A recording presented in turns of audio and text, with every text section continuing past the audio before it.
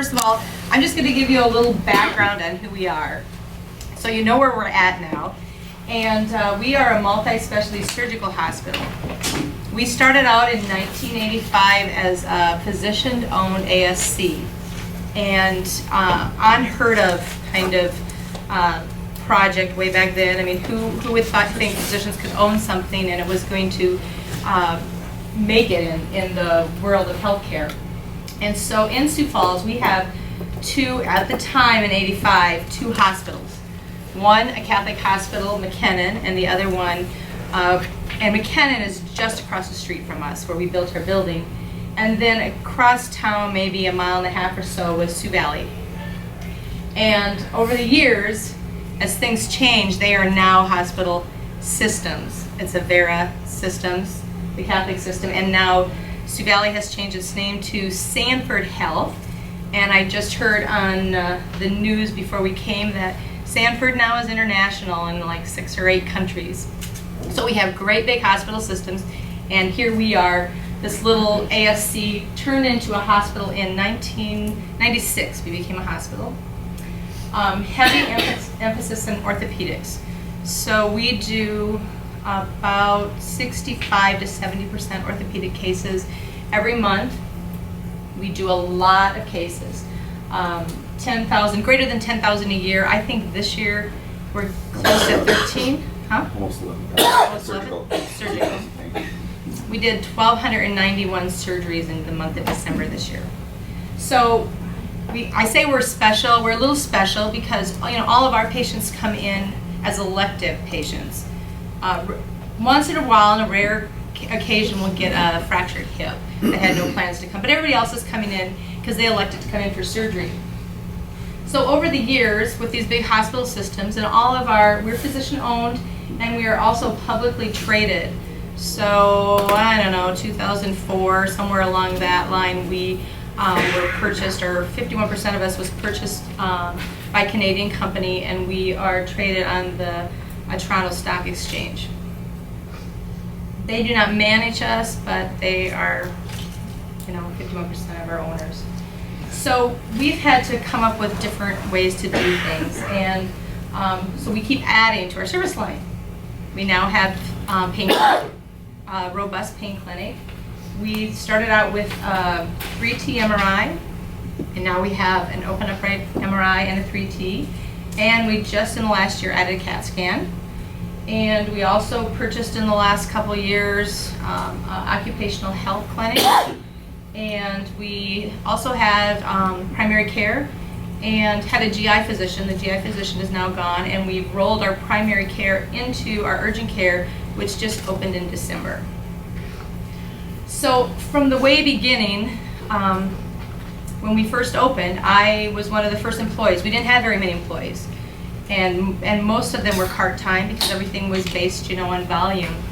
And I remember we started with 6 operating rooms. We only opened 4, and the first day we did a breast biopsy and I think a lat tubal.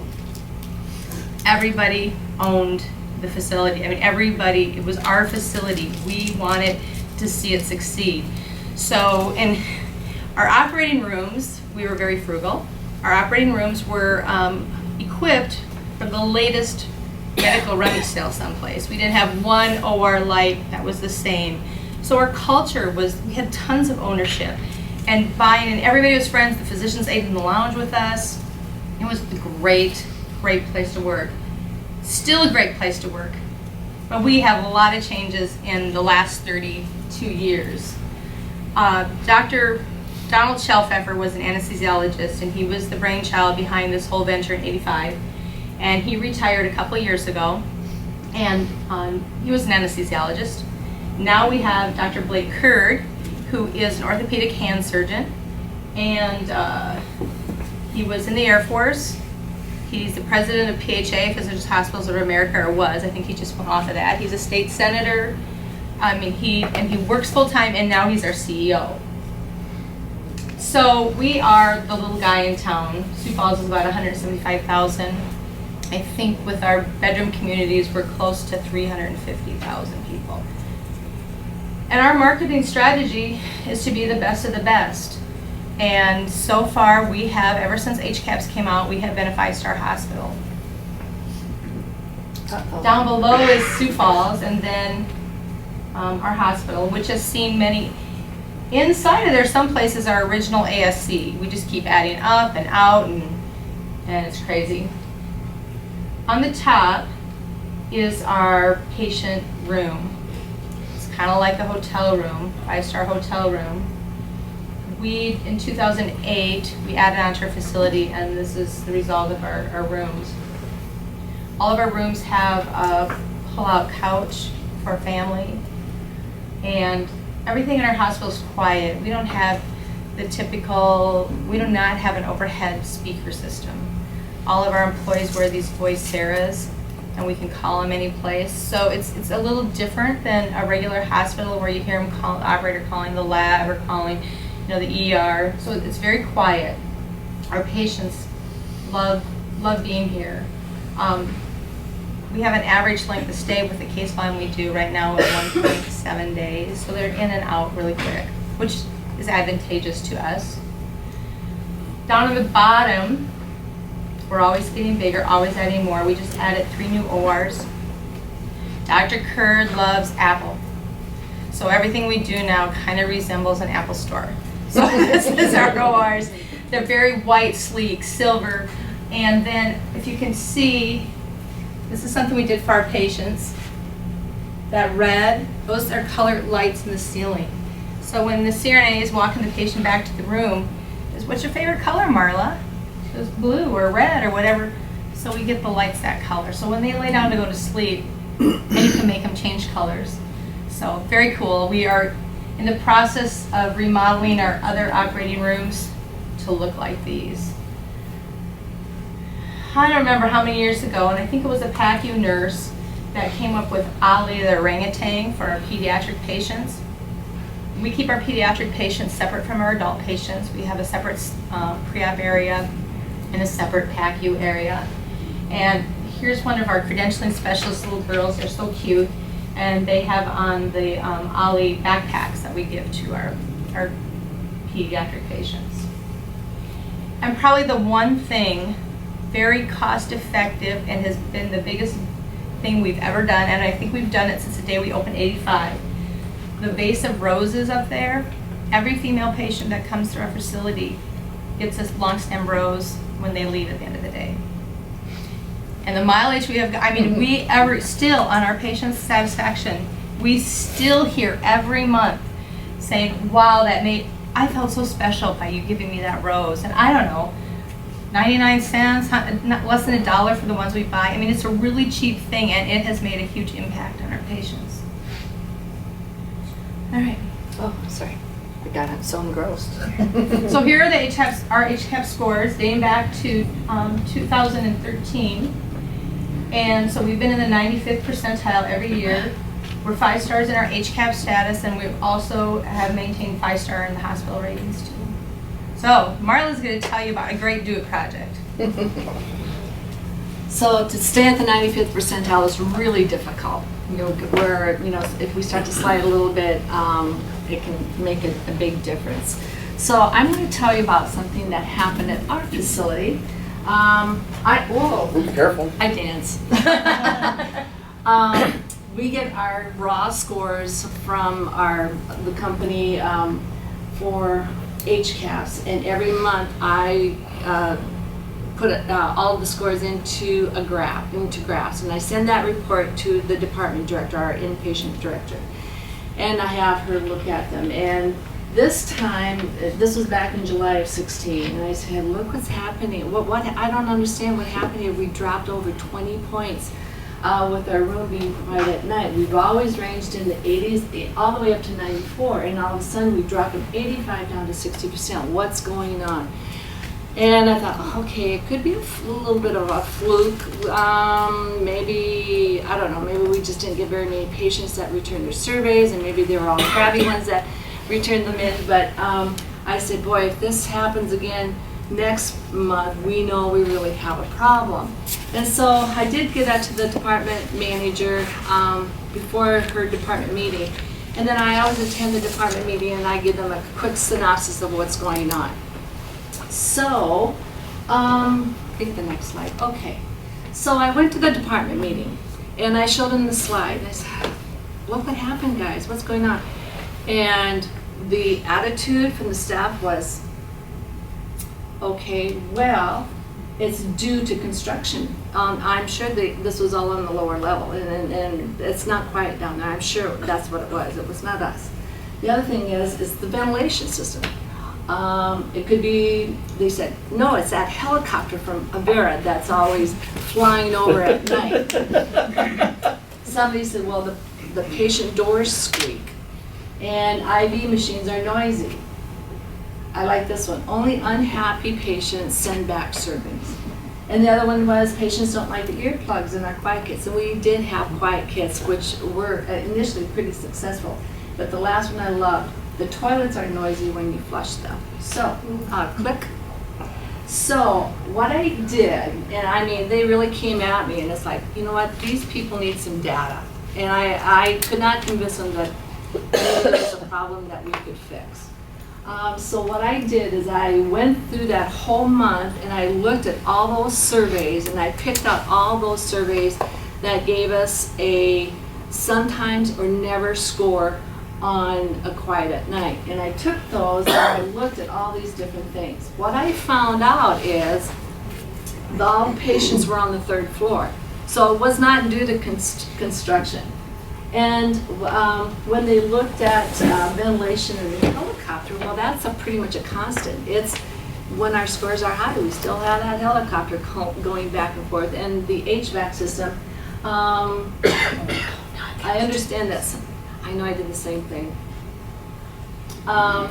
Then the patient door squeaks. So my response to that is, well, have we submitted any work orders to have, maintenance come and put some little WD, 40 on those doors? And in fact, one of our nurses got the WD, and she did all the squirting and helped get those doors. And only unhappy patients in the surveys. Well, what I did again is I looked at those same surveys, and all of those surveys that gave us a negative response, they gave us very high ratings for recommending the hospital and also for rating our hospital. They gave us either a 9 or a 10. So obviously it wasn't that they were unhappy with their whole experience. They were just unhappy with how noisy it was. I didn't have an answer for patients that don't like earplugs, because that was hard to quantitate. How many patients don't like those earplugs? So I did answer that question. But this last one here, when the text said the toilets were noisy when you flush them, that probably wasn't the right answer, but I had to ask the question. So when our scores are high, we're not flushing the toilets. I didn't get an answer to that one. Okay, so what I shared all of that with the second department meeting, especially when we got that second score, and I shared it with the department director. Boy, I'm kind of late here. Okay, so the other thing I did looked at is I got a floor plan, and I plotted out where these patients were located. And then I also plotted out the dates of service. When were these patients here? And then can you give me another click? Then I got an aha moment. It's the patients' rooms that gave us all the negative scores. Those people were close to the nurse's station. That makes sense. And then looking at the dates of service, I saw that most of those negative surveys were from patients that were hospitalized over the weekend. And as I'm talking to the director, and she saw something that I did not see, she goes, Marla, she says, it's on one particular weekend.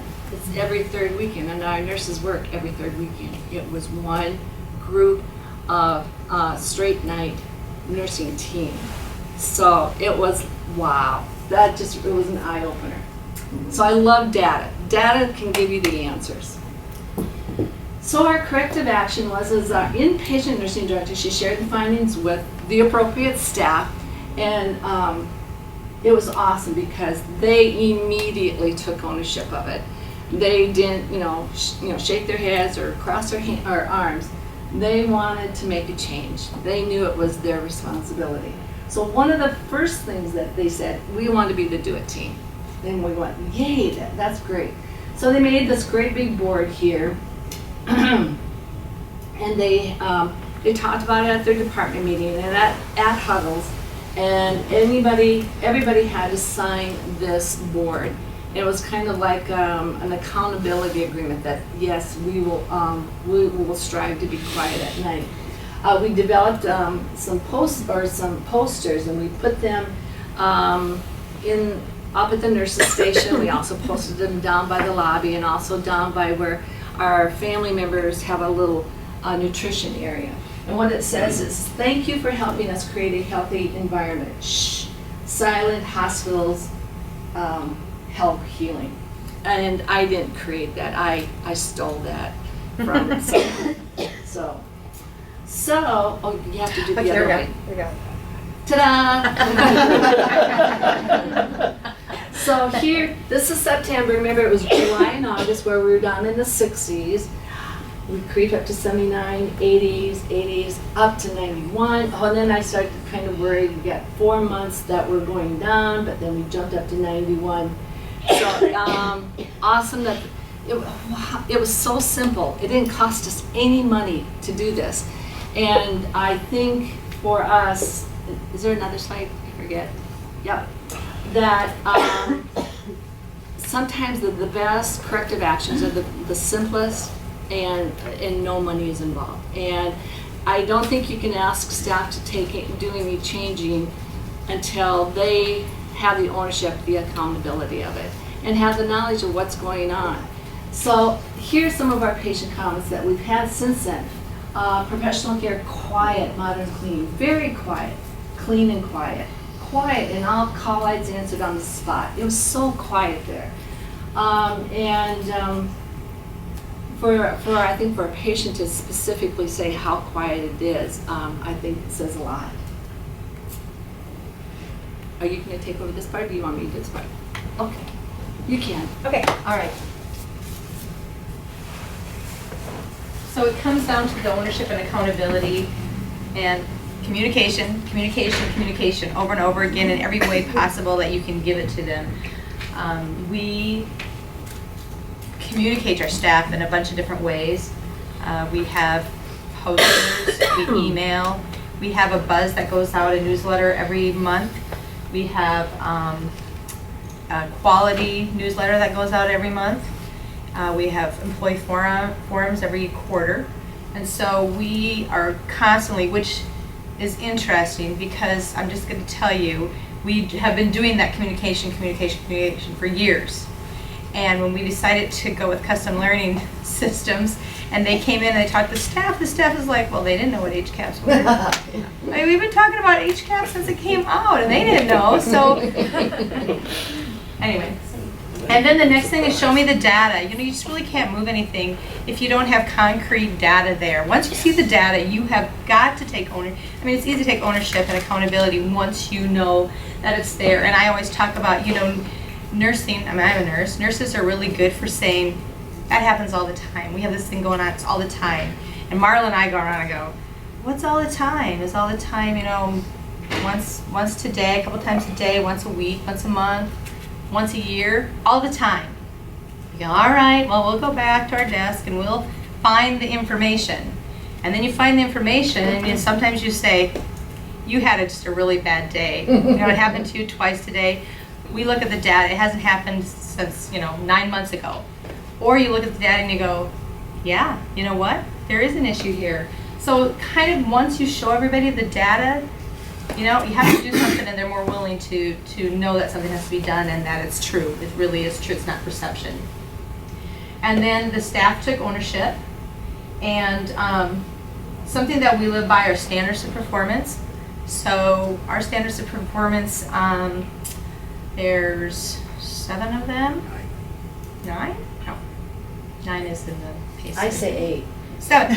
It's we got a bunch. Yeah, we have a bunch. Attitude, appearance, ownership, work ethic, communication, customer to the staff, and then to the staff and the patients. Anyway, we have a bunch. When you come for a job interview, the first thing we're going to do is we're going to talk to you about the job you're looking to be hired for. We're going to talk to you about standards of performance. It's our culture. It's what we live by. We breathe by it. When you have your performance appraisal every year, it's based on the standards of performance. Every month in our newsletters, every employee forum, we pick out a standard of performance. We as managers and directors every year set our goals and objectives for our hospital based on our standards of performance. So, and accountability and ownership are in there. And then probably the thing we do the best is we celebrate our successes. When we do something and we move the needle, we celebrate. We might have a special meal for lunch. They had, is that on this slide or is that the other one? Pizza parties, or we get ice cream, or we always celebrate any of our successes. And if we, like this poster right here, this is a patient that sent a really, really nice letter. And so we wanted to make sure that everybody knew that they received this, so we put it up as a poster. We put it up on the bulletin for not only our inpatient unit, but for the whole facility to see it. I think so. There we go. There it is. Shh. Very cute. So, if anybody has any questions? We can save questions? Or we can sandwich them. Cool, well, thank you very much.